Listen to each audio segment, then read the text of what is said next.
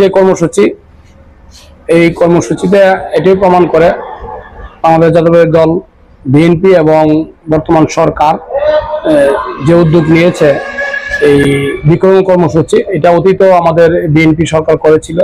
অতীত যখন জিয়া রহমান ছিল প্রেসিডেন্ট এই দেশের, তখন বৃক্ষরোপণ কর্মসূচি হয়েছে। আপনারা জানেন এই দেশের অনেক এরকম কর্মসূচি বিএনপি পালন করেছে এবং সরকারের পক্ষ থেকে যে উদ্যোগটি নিয়েছে, আমরা বাংলাদেশ জাতীয়তাবাদী দল বিএনপি আমরা এটাকে সহযোগিতা করেছি। এবং এই কর্ম উপজেলায় আজকে আমাদের জেলা পরিষদের চেয়ারম্যান উনি আজকে এসেছিলেন।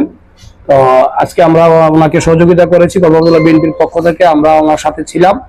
এবং আমরা এই কুল্লাপাথর, আপনারা জানেন কুল্লাপাথর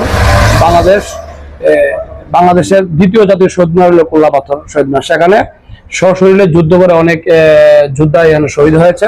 সে ভিতরে সেখানে আজকে আমাদের জেলা পরিষদের চেয়ারম্যান এবং জেলা বিএনপির সাধারণ সম্পাদক উনি এসেছিলেন এবং আমরা কলকাতা উপজেলা বিএনপির পক্ষ থেকে আমি ছিলাম এবং আমার ছাত্রদল যুবদল অঙ্গ সহযোগী সংগঠন নেতৃবৃন্দ ছিল এবং বাইক ইউনিয়ন বিএনপির সভাপতি নাজমুল হাসান ছিলেন, বাইক ইউনিয়ন বিএনপির সাংগঠনিক সম্পাদক ছিলেন, বাইক ইউনিয়ন যুবদল নেতারা ছিলেন, তা আরো অনেকে। এবং আমরা আজকে এটাই প্রমাণ করে যে বর্তমান সরকার যে বৃক্ষরোপণ কর্মসূচি দিয়েছে, বৃক্ষরোপণ কর্মসূচির মাধ্যমে এই দেশের যে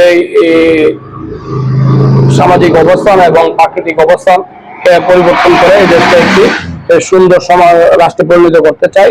এবং আমরা কক্সবাজার জেলা বিএনপি খুবই খুশি যে জেলার পক্ষ থেকে এবং সরকারের পক্ষ থেকে এরকম উদ্যোগ নিয়েছে।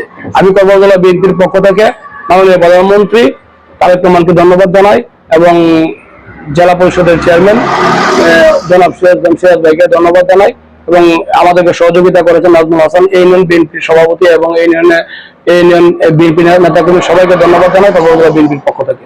ধন্যবাদ।